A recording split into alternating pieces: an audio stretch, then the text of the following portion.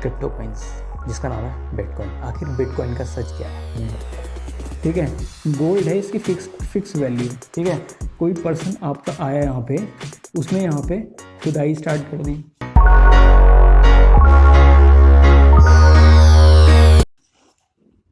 तो भाई हमेशा की तरह इस बार भी आप लोग के लिए बहुत बढ़िया यूनिक कॉन्सेप्ट लेके आए हैं कि आखिर क्रिप्टो एसेट्स क्या होता है। क्रिप्टो एसेट जानने से पहले आज एक हम बिटकॉइन के बारे में एक ऐसा एक्सप्लोसिव फैक्ट जानने वाले हैं जो कि हार्डली किसी ने शेयर किया हुआ है। ठीक है, तो ये जो सेशन है काफ़ी इंपॉर्टेंट और यूनिक होने वाला है। क्यों? क्योंकि इसमें आपका क्रिप्टो एसेट्स में जो सबसे मेजर एसेट्स, जो सबसे ज़्यादा इम्पॉर्टेंट और जिसको हम कहते हैं क्वीन, ठीक है, क्वीन ऑफ क्रिप्टो कॉइन्स जिसका नाम है बिटकॉइन। आखिर बिटकॉइन का सच क्या है? तो बिटकॉइन एक्चुअल में क्या है? बिटकॉइन एक्चुअल में भी कोई एसेट्स है या नहीं है? एसेट जानने से पहले या क्रिप्टो एसेट जानने से पहले आपको एसेट्स का मतलब होना चाहिए। आपको एसेट्स का मतलब पता होना चाहिए। What actually assets? एसेट्स होते क्या हैं? एसेट्स बेसिकली वो फिजिकल क्वांटिटीज होती हैं। Point to be remember, assets यानी फिजिकल क्वांटिटीज जिसकी वैल्यू टाइम के रिस्पेक्ट में वेरी होती है, वो आपके एसेट्स होते हैं। ठीक है, तो यहाँ पे फिलहाल जो हम क्रिप्टो एसेट्स कहते हैं, crypto assets are basically virtual assets. तो वर्चुअल एसेट्स में सबसे पहले जो डेफिनेशन निकल के आई थी क्रिप्टो एसेट्स में, वो बिटकॉइन की आई थी। ठीक है, अब बिटकॉइन किस में बेस्ड है? बिटकॉइन किस में डिफाइन होती है? ठीक है, बिटकॉइन आखिर किस में डिफाइन की गई है? बिटकॉइन की जो डेफिनेशन जो आपको एम्पावर्ड की गई है वो ब्लॉकचेन टेक्नोलॉजी के रिस्पेक्ट में की गई है। ठीक है, अब बिटकॉइन एक्चुअल बिटकॉइन है क्या? अब आपने तो सुना था भाई कि रुपीज़ होता है। ठीक है, फिजिकल क्वांटिटी आपके अलग अलग मेटल के कॉइन सुने होंगे। बार्टर सिस्टम सुना था आपने। ठीक है, हर चीज़। ठीक है, हम भी बचपन से यही चीज़ पढ़ी थी, बार्टर सिस्टम पढ़ा था। और क्या कहते हैं, डिफरेंट टाइप्स ऑफ कॉइन्स पढ़े थे आपका। ठीक है, मेटल के कॉइन आए थे, लेदर तक के कॉइन आए थे। ठीक है, तो लेकिन ये आखिर बिटकॉइन कौन सी बला गई, कौन सी चीज़ है आखिर ये बिटकॉइन? ठीक है, तो बिटकॉइन को समझने के लिए सबसे पहले हम क्रिप्टो एसेट्स में आते हैं। Crypto assets are basically virtual assets. क्या होते हैं? Virtual assets. ठीक है, वर्चुअल एसेट्स ऐसे एसेट्स जिनको हम टच नहीं कर सकते हैं। ठीक है, virtual assets are basically those types of assets which can never be touched. और इसमें सबसे बड़ी चीज़ आती है एसेट्स को जान लीजिए। एसेट्स यानी फिजिकल क्वांटिटी जिसके वैल्यू जिसकी आपकी वैल्यू होती है टाइम के रिस्पेक्ट में इंक्रीज होती है। लेकिन इस केस में जो क्रिप्टो एसेट्स होते हैं, क्रिप्टो एसेट्स में जैसे आपके बिटकॉइन हो गया या आपके अनदर ऑल्ट कॉइन्स हो गए। ठीक है, सबसे पहले bitcoin which is queen of crypto coins. ठीक है, क्वीन कही जाती है आपका बिटकॉइन। और बाकी जो ऑल्ट कॉइन्स होते हैं, ठीक है, और उसमें कितने आपके ऑल्ट कॉइन्स में भी कुछ आपके शिट कॉइन्स होते हैं। ठीक है, जिनको क्रिप्टो एसेट्स में लेते तो हैं लेकिन इनकी कुछ सियोरिटी नहीं होती कि एक्चुअल में भी ये आपके क्रिप्टो कॉइन्स या एक पर्टिकुलर एसेट्स हम कंसिडर करें या नहीं करें। तो फिलहाल यहाँ पे हम बिटकॉइन की बात करेंगे, what actually bitcoin is and किस टेक्नोलॉजी बेस्ड है, आखिर इसकी एल्गोरिथम क्या है। ठीक है, तो आइए चलिए जानते हैं व्हाट एक्चुअली बिटकॉइन इज़ और इसके बारे में कुछ मिस्टीरियस फैक्ट्स जो कि आपको हार्डली कहीं मिल पाएंगे। देखिए, तो जैसे मैंने बताया आपको crypto assets are basically virtual assets. Assets क्या होते हैं? जिनकी वैल्यू टाइम के रिस्पेक्ट में वेरी करती है। ठीक है, वेरी यानी इंक्रीज करती है। ठीक है, इट मे बी इंक्रीज और डिक्रीज, लेकिन जीरो नहीं हो सकती और निगेटिव नहीं हो सकती। लेकिन इस केस में क्रिप्टो एसेट्स की खास बात यह है कि इसमें आपकी वैल्यू जीरो भी हो सकती है और निगेटिव भी हो सकती है। ये सबसे बड़ा ड्रॉबैक है। डिफरेंस चेक कर लीजिए। ठीक है, जो आपके एक्चुअल जो फिजिकल एसेट्स होते हैं, जो आपके फिजिकल एसेट्स होते हैं, ठीक है, जो इनकी वैल्यू होती है इंक्रीज हो सकती है और डिक्रीज हो सकती है। डिक्रीज यानी आपकी जीरो नहीं होगी। ठीक है, फिजिकल एसेट्स में आप ले सकते हैं कुछ भी, आपकी हाउस हो गया या कोई भी आपकी फिजिकल क्वांटिटी, आपका सपोज कोई भी इलेक्ट्रॉनिक गैजेट्स होगा, जीरो नहीं हो सकती ना। कोई भी आपको ये तो नहीं कहेगा कि भैया फ्री में ले जाओ आपसे। ठीक है, कोई भी फ्री में तो चीज़ डिलीवर होगी नहीं आपका।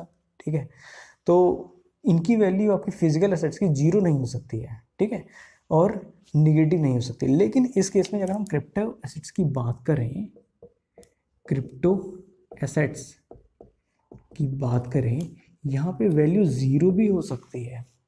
ठीक है, वैल्यू जीरो भी हो सकती है और निगेटिव भी हो सकती है। निगेटिव अगर जैसी किसी क्रिप्टो एसेट्स की वैल्यू होती है तो वो उस प्लेटफॉर्म से आउट हो जाता है।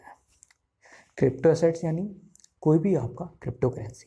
ठीक है, वैल्यू 0 होने तक ही आपका वो किसी भी आपका डिजिटल प्लेटफॉर्म में जहाँ भी आपका ट्रेडिंग प्लेटफॉर्म यूज़ कर रहे हैं वहाँ से आपकी आउट हो जाती है जैसे ही वो आपका 0 को पहुँचने वाली है। तो फिलहाल यहाँ पे हम आपका बात करने वाले हैं बिटकॉइन की, व्हाट एक्चुअली बिटकॉइन इज, और इसमें कौन सी टेक्नोलॉजी यूज़ की जाती है। ठीक है, आखिर टेक्नोलॉजी कौन सी यूज़ होती है, सबसे मेजर पार्ट तो ये है कि टेक्नोलॉजी कौन सी यूज़ की जाती है यहाँ पे। तो देखिए यहाँ पे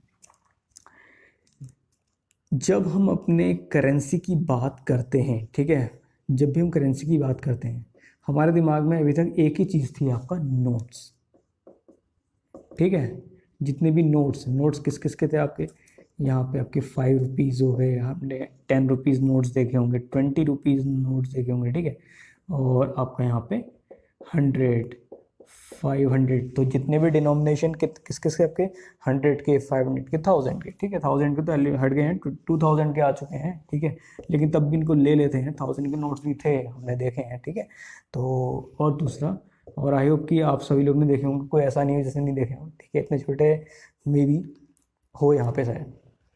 तो फिलहाल यहाँ पे हम बात करेंगे ये डिनोमिनेशन, ये these are the physical currency, these are the physical currencies which have been recognise और which have been identify by any country citizen. ठीक है, अब जैसे आप किसी कंट्री की देख लीजिए, हर कंट्री का एक अपनी क्या होती है, एक नेशनल करेंसीज होती हैं। ठीक है, जैसे आपकी यूएस की डॉलर हो गई, ठीक है, यूके की पाउंड होगी, इंडिया की आपकी रुपीज़ होगी, इंडिया की इंडियन रुपीज़ होगी। ठीक है, तो उसी ये आपके कौन लॉन्च करता है, ऑब्वियसली सेंट्रल बैंकिंग सिस्टम। ठीक है, central banking system in currencies को आपका लॉन्च करता है, चाहे आपका कोई भी कंट्री हो, आपकी इंडिया में आपका जैसे आपका आरबीआई होगी। ठीक है, तो हर एक कंट्री का एक अपना एक सेंट्रल बैंकिंग सिस्टम होता है, वही ये फिजिकल करेंसी को लॉन्च करता है। ठीक है, लेकिन अब बात आती है क्रिप्टो करेंसी, ये आखिर इसका रीज़न क्या था बिटकॉइन के आने का। बिटकॉइन के आने का जो मेन रीज़न था, देखिए वैसे तो कहा जाता है, कोई भी एक आपका हाइपोथेटिकली कोई संतोषी नाकामोटो थे, लेकिन संतोषी नाकामोटो जो जापान के जो पर्सन है, उनका कहना है कि भाई मेरे को खुद नहीं पता है कि किसने लॉन्च किया बिटकॉइन। ठीक है, और रीज़न क्या आ रहा था, आपका जो लेमन ब्रदर क्राइसिस था आपका, ठीक है, बैंक्रप्सी केस 15 सितंबर 2008 का। ठीक है, काफ़ी हिस्टोरिकली देखा जाए काफ़ी मायने रखता है ये।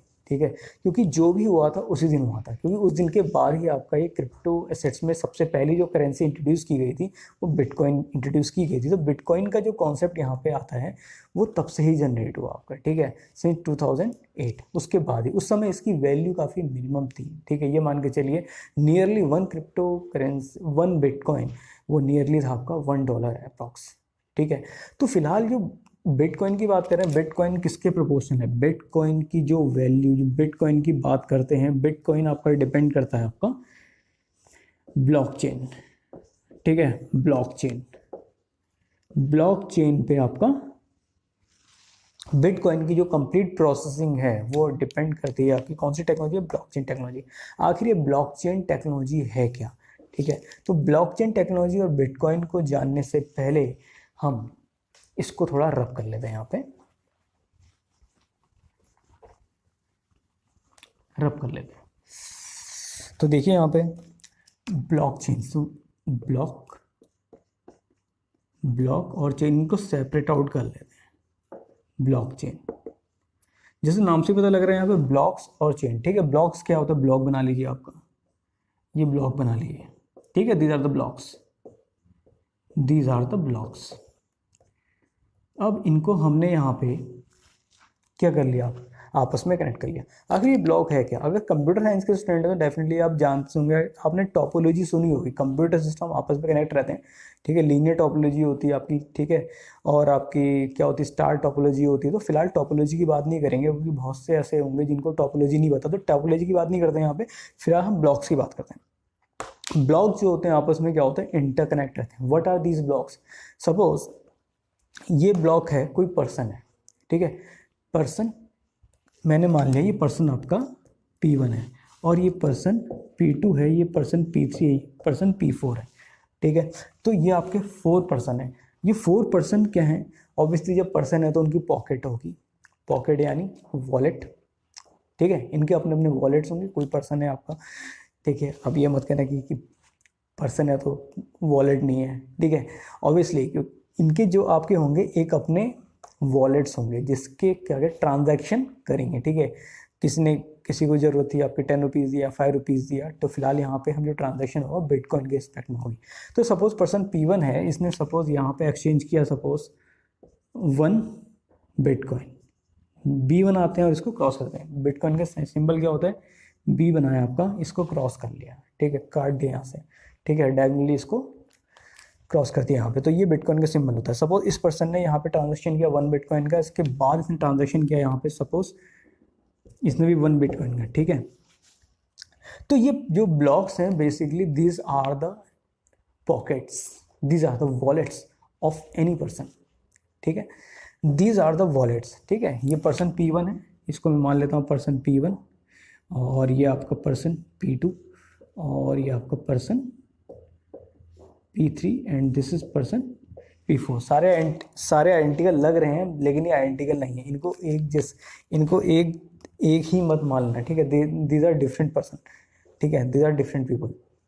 तो ये आपके क्या होते हैं, आपका दीज आर द ब्लॉक्स।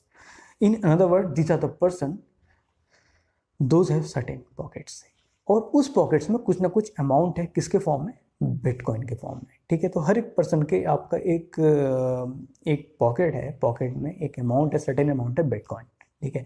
तो इसने 1 बिटकॉइन यहाँ से दिया, तो इसने सपोज कुछ परसेंट बिटकॉइन यहाँ दिया, तो ये एक्सचेंज हो रहा है। दूसरी चीज़, जब भी इनमें एक्सचेंज होगा, जब भी ट्रांजैक्शन होगा, तो जो इनका आपका अपडेट होता है, ठीक है, जिस टेक्नोलॉजी से विच इज़ ब्लॉकचेन टेक्नोलॉजी, जब भी इनमें आपस में ट्रांजैक्शन होगा तो ये इंस्टेंटली अपडेट हो जाता है। इसमें ज़रा सा भी टाइम नहीं लगता है कि आपका 1 घंटे बाद, 2 घंटे बाद, ना, इंस्टेंटली अपडेट हो जाता है। अब एक चीज़ और, अगर इस पर्सन ने इसको आपका सपोज X बिटकॉइन दिया या 1 बिटकॉइन दिया, तो ऐसा नहीं है कि इनको हम आपस में इंटरचेंज कर सकते हैं, जी नहीं। पर्सन अगर P1 यहाँ पे तो यहीं रहेगा, आप ऐसा नहीं कह सकते कि आपका ये पर्सन P2 यहाँ आ जाएगा और ये पर्सन P1 यहाँ आ जाएगा, तो इसको आप उसमें रिप्लेस नहीं कर सकते हैं, ठीक है।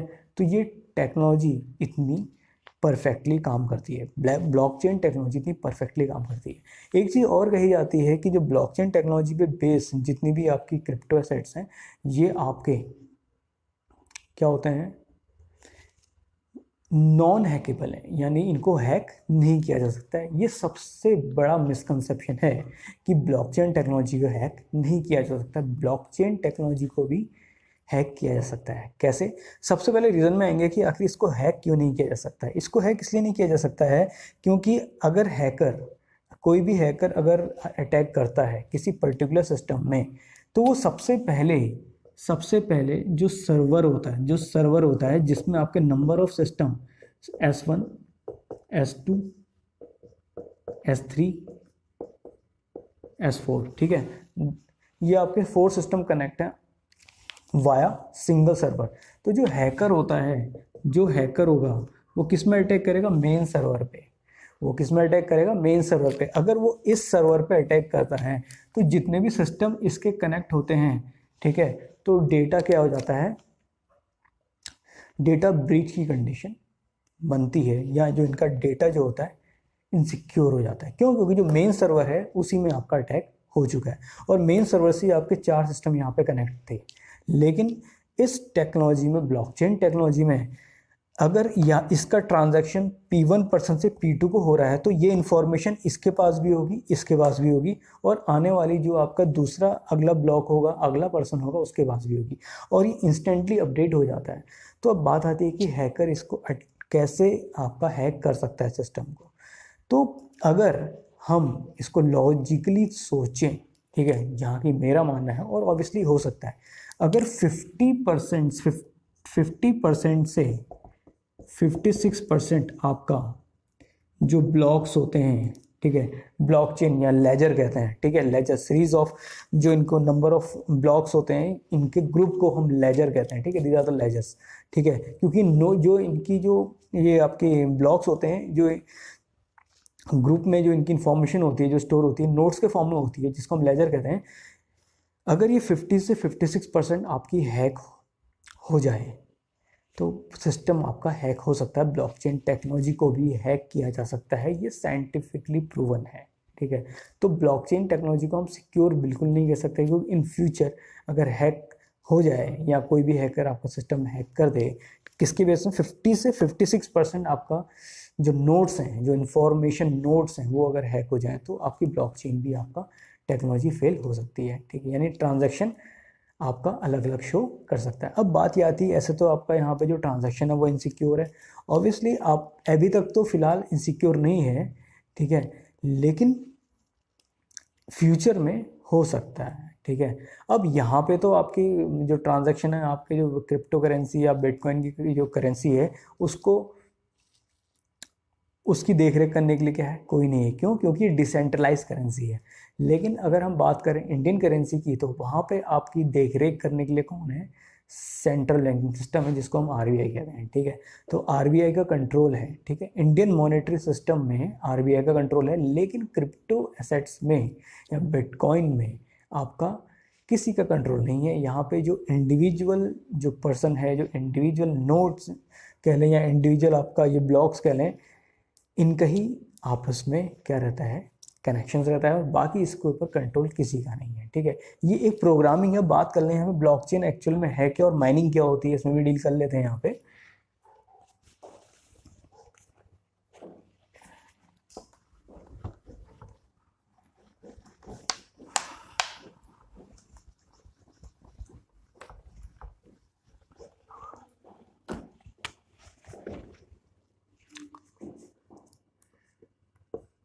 बिटकॉइन क्या है? एक तरह का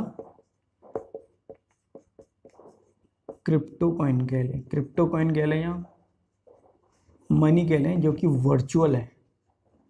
ठीक है, वर्चुअल है, इसको आप फिजिकली टच नहीं कर सकते हैं। ठीक है, दूसरी चीज,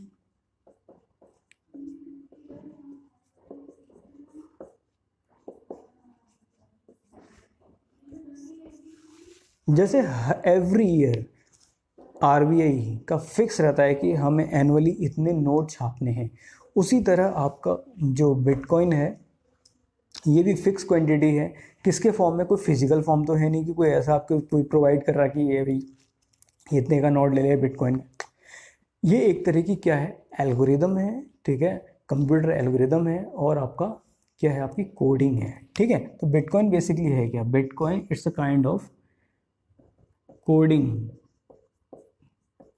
और एल्गो, कंप्यूटर एल्गोरिदम। अब आप कहेंगे कोई भी एल्गोरिदम होती है, ठीक है, तो ये जो कोडिंग है, ये अब देखो इसको हम माइनिंग क्यों कहते हैं? अब ये इसी कोडिंग और एल्गोरिदम की क्या हो रही, माइनिंग हो रही है, माइनिंग हो रही है। ठीक है, अब कंप्यूटर एल्गोरिदम की बात करें, कंप्यूटर एल्गोरिदम में क्या होता है, जब भी हम किसी एल्गोरिदम को सॉल्व करते हैं, whenever we solve any algorithm, computer algorithm, तो वो क्या होती है, ईजी होती जाती है और सिंप्लीफाइड होती जाती है। ठीक है, whenever we solve any algorithm it gets simplified.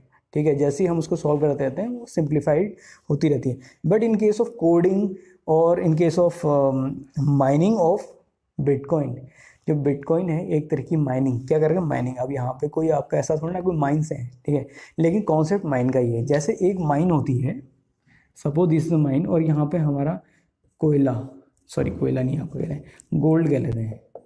ठीक है, गोल्ड है, इसकी फिक्स वैल्यू है। ठीक है, कोई पर्सन आपका आया यहाँ पे, उसने यहाँ पे खुदाई स्टार्ट कर दी। ठीक है, खुदाई की, सपोज आपका 10 किलो सोना ले गया, और क्वांटिटी कितनी है, 50 kg की। ठीक है, अब जैसे जैसे वो खोदता जाएगा तो आपकी गोल्ड क्या होगा, मिनिमाइज कम होता जाएगा, और उसको, अब मैं आपसे कहूँ कि लास्ट में जब उसने खोदा तो कितना, कुछ 5 ग्राम सोना बचा रह गया, वो उसको नहीं मिल पा रहा। तो जैसे जैसे आपकी माइनिंग हो रही है तो probability of finding gold is decreasing, obviously probability of finding gold is decreasing जैसे जैसे माइनिंग इंक्रीज होगी। ठीक है, with respect to mining, probability of finding gold inside the mine is getting reduced। तो सेम कॉन्सेप्ट यहाँ पे इस algorithm और कोडिंग में भी यहाँ पे लगता है। ठीक है, तो जैसे जैसे माइनिंग होगी तो जो एल्गोरिदम के अकॉर्डिंग, ठीक है, अब कंप्यूटर एल्गोरिदम में क्या होता है, जब भी एल्गोरिदम को हम सॉल्व करते हैं विद रिस्पेक्ट टू टाइम, वो सिंप्लीफाइड होती है। लेकिन यहाँ पे जो आपकी कोडिंग की गई है वो इस तरह से की गई है, फिलहाल नोबडी नोज कि आखिर कोडिंग की किसने है। ठीक है, तो ये आपका अभी काफ़ी क्या है, आपका छुपा हुआ है, काफ़ी हिडन है कि एक्चुअल में कोडिंग की किसने, जिसने भी की है काफ़ी ब्रिलियंट माइंडेड होगा। ठीक है, तो उसने कोडिंग ऐसे ही कर रखी है, जैसे जैसे माइनिंग होगी जो माइनिंग करेगा इसको माइनर्स कहते हैं, ठीक है, इसको माइनर्स कहते हैं, ठीक है। आप ये माइनर्स को चाहिए क्या माइनिंग करने के लिए? कुछ नहीं चाहिए, कुछ सेट्स ऑफ कंप्यूटर चाहिए होते हैं, ठीक है। तो जिसकी हेल्प से कोडिंग आपकी क्या होती है, डिकोड होती है, ठीक है। कोडिंग डिकोड होगी with respect to time, mining increase उससे क्या होगा, अब जब ये कंप्यूटर यूज होंगे तो साफ सी बात है इसमें क्या होगा आपका, इसकी वजह से टेम्परेचर राइज होगा और ग्लोबल वार्मिंग की कंडीशन बढ़ती है, तो इसलिए आपका माइनिंग काफ़ी हार्मफुल है, ठीक है। तो अब इसकी वैल्यू जब स्टार्टिंग में देखा जाए, जब एलोन मस्क ने कहा, ठीक है, इनका कंट्रोल जो रहता है ना आपका क्रिप्टो सेट्स का, बेसिकली जो वेस्टर्न कंट्रीज के आपके जो बिजनेस टाइकून्स हैं, स्पेशली एलोन मस्क की बात की जाए तो एलोन मस्क की वजह से ही इसकी वैल्यू हाइक की गई थी, ठीक है। चाहे डॉज कॉइन हो चाहे बिटकॉइन हो, ठीक है, उन्हीं का कंट्रोल रहता है। उनने अगर कह दिया कि इतने बिलियन इनने इन्वेस्ट कर दिया है इस करेंसी में, तो उसकी जो वैल्यू होती एकदम से हाइक कर जाती है, ठीक है। और उन्हें कह दिया कि भाई कि इसमें इन्वेस्ट नहीं करना, तो उसकी वैल्यू तुरंत डाउन हो जाती है, ठीक है। तो क्रिप्टो करेंसीज में बेसिकली एक तरह से देखा जाए तो वेस्टर्न बिजनेस टाइकून्स हैं, उनका कंट्रोल काफ़ी रहता है, ठीक है।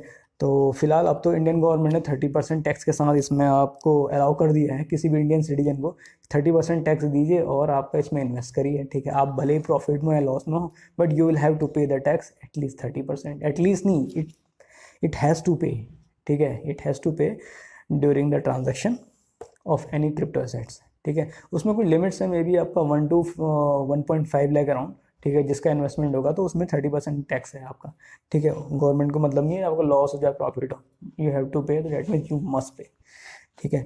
तो यहाँ पे देखिए कोडिंग एल्गोरिदम आपकी क्या होगी, सॉल्व जैसी करेंगे यहाँ पे बिटकॉइन के रिस्पेक्ट में, तो ये कौन सॉल्व करता है, माइनर्स करते हैं, ठीक है। माइनिंग जो माइनर्स आपका इसको जितनी ज़्यादा सॉल्व करेंगे उतने क्या होंगी, माइनिंग में आपका जो बिटकॉइन होंगे रिलीज होंगे, ठीक है। सपोज इस माइनर ने आपका कितने बिटकॉइन, एक बिटकॉइन निकाल लिया, दूसरा बिटकॉइन निकाल लिया, तीसरा बिटकॉइन निकाल लिया।